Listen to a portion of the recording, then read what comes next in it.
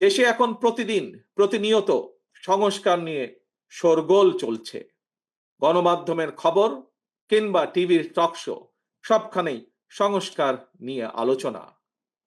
কিন্তু সংস্কারের যে এই এত কর্মযজ্ঞ চলছে, এই কর্মযজ্ঞে দেশের শ্রমজীবী মানুষের কণ্ঠস্বর কোথায়? কৃষক শ্রমিকরা তো গ্রামীণ অর্থনীতির মূল চালিকা শক্তি। তাহলে তারা কোথায়? কার কাছে?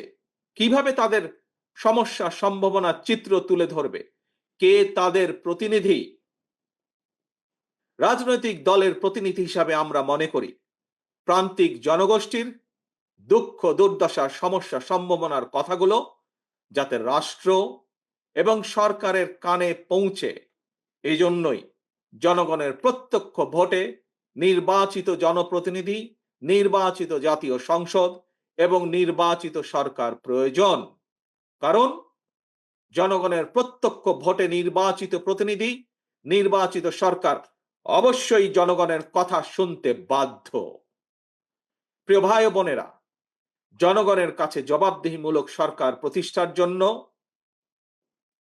রাষ্ট্র, রাজনীতি এবং সরকারের সংস্কারের জন্য বাংলাদেশের পক্ষের রাজনৈতিক দলগুলোর সঙ্গে আলোচনা করে 2023 সালে বিএনপি 31 দফা সংস্কার কর্মসূচি ঘোষণা করেছিল।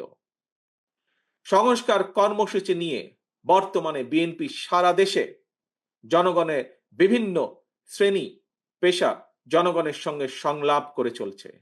পাশাপাশি সংস্কার কর্মসূচি বাস্তবায়নে বিএনপি অন্তর্বর্তীকালীন সরকারের সাথেও আলোচনা করছে। কারণ রাষ্ট্র রাজনীতির গুণগত পরিবর্তনের জন্য যেমন সংস্কার প্রয়োজন, একইভাবে জনগণের রাজনৈতিক ক্ষমতা নিশ্চিত করার জন্য, জনগণের ভোটের অধিকার প্রতিষ্ঠার জন্য প্রয়োজন নির্বাচন। বিএনপি মনে করে সরকার এবং নির্বাচন উভয়টি প্রয়োজন।